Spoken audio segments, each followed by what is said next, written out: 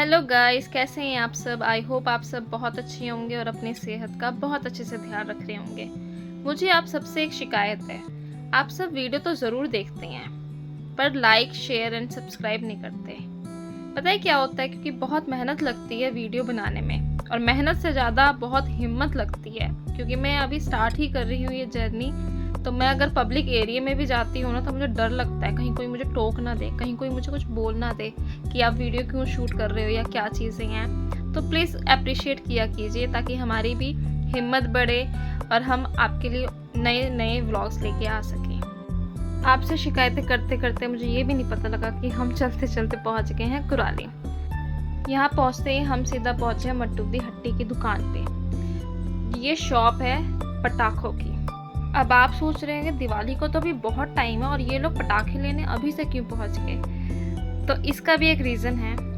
Actually हम आए थे, मेरे हस्बैंड के मामा जी हैं, वो दिवाली के टाइम पे एक छोटा सा बिजनेस करते हैं पटाखों का।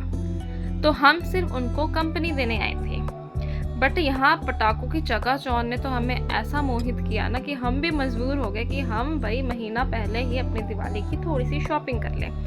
हर एक पटाखा हमें चीख चीख के बोल रहा था, मुझे ले लो मुझे ले लो। और यहाँ एम्बर की क्यूरोसिटी ने भी हमारा मन मोह लिया कि चलो यार, बच्चे का भी दिल रख लेते हैं, ले लेते पटाखे। जैसे ही एम्बर को हमने हाँ की कि चलो हम भी थोड़ी सी पटाखों की शॉपिंग कर लेते हैं, भाई वो तो रुकने का नाम ही नहीं ले रहा था। जो जो पटाखे वो हाथ लगा रहा था, आप जान के हैरान हो जाओगे। कभी कहता रॉकेट बम ले लो, कभी कहता बुलेट बम ले लो, कभी वो बड़े बड़े आलू बम पे हाथ लगा रहा। भाई इससे तो भाई बहुत दूर रहते हैं हम, इसको नहीं चला सकते हैं। हम उसको अगर फुलझड़ी की साइड लेके जा रहे हैं तो वो कह रहे नहीं मुझे वो नहीं खरीदना। कभी हम उसको अनार की साइड लेके जा रहे हैं, नहीं मुझे तो बॉम्ब लेना है, बॉम्ब बड़े बड़े बड़े वाले बॉम्ब। तो हमने कहा बच्चा तू टल जा। वहीं अदर साइड मामा जी अपनी शॉपिंग कर रहे थे अपने बिजनेस के लिए। तो ये जो पटाखे आप देख रहे हैं वो मामा जी की शॉपिंग्स हैं। तो मामा जी ने अपने बिजनेस के अकॉर्डिंगली अपनी लिस्ट बना रखी थी, और हम वहाँ अंदर घूम घूम के अपनी ही लिस्ट बना रहे थे। क्योंकि हमने सोचा मौके पे चौका मारना कोई बुरा नहीं है। अगर हम मामा जी के साथ इतनी दूर आई हैं और उनकी पटाखों की शॉपिंग चल ही रही है, तो क्यों ना हम भी अपनी पटाखों की शॉपिंग कर लें और लगे बहती गंगा में हाथ धोने में कोई बुराई भी नहीं दिखी मुझे।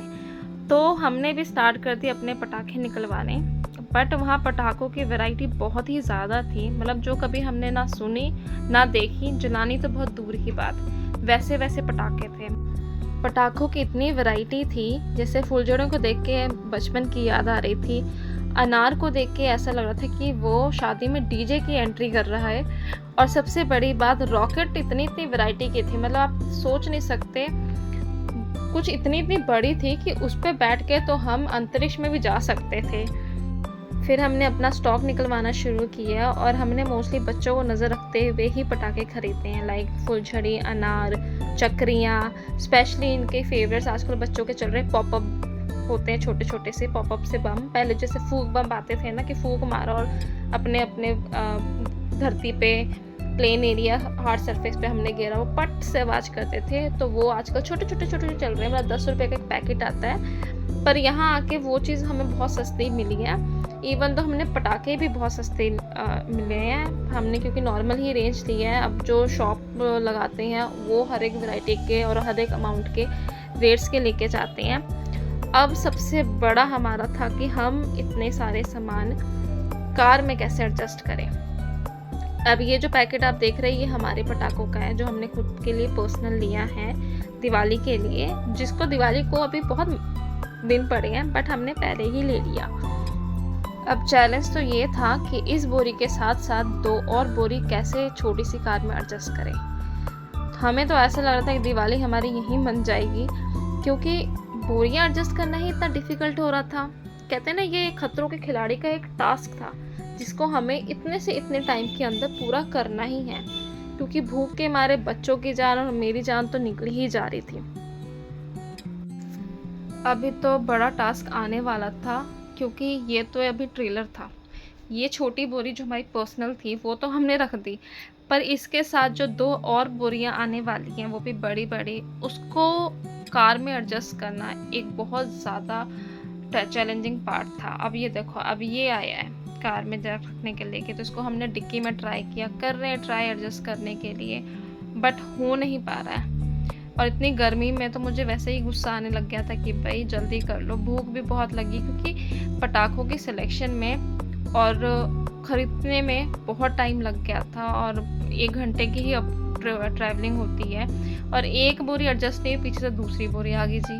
भले रुक जाओ, थम जाओ, एक को तो एडजस्ट करने दो, पर वो भी चलो बच्चे अपना काम ही कर रहे हैं ये लोग, तो कैसे ना कैसे किसी एडजस्ट करके ये चीज़ फिट करने की कोशिश करी। फिर मेरे हस्बैंड ने बोला भाई इसको तो आप आगे ले जाओ, आगे फ्रंट सीट पे रख दो और छोटी वाली हम बैक सीट पे रख देते हैं। तो ये चीज़ काम आ गई, इन्होंने आगे वाली सीट पे ये रख दिया और बैक सीट पे छोटी वाली बोरी रख दी। अब था एक और चैलेंजिंग पार्ट।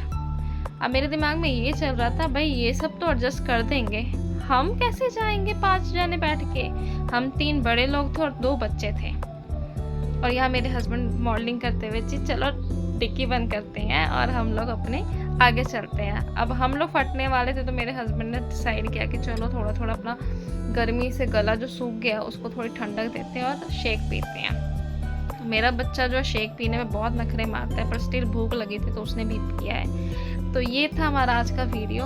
अब आप बताना, प्लीज़ ज़रूर बताना कमेंट करके कि आपको वीडियो का कौन सा पार्ट अच्छा लगा, आप लोग पटाखे कौन कौन से चलाते हैं और कौन कौन से आपको अच्छे लगते हैं। प्लीज़ इसे मुझे कमेंट में ज़रूर बताना, और प्लीज़ इट्स रिक्वेस्ट कि वीडियो को लाइक, शेयर एंड सब्सक्राइब ज़रूर करना, क्योंकि इसी से हमें मोटिवेशन मिलती है। Thank you for watching.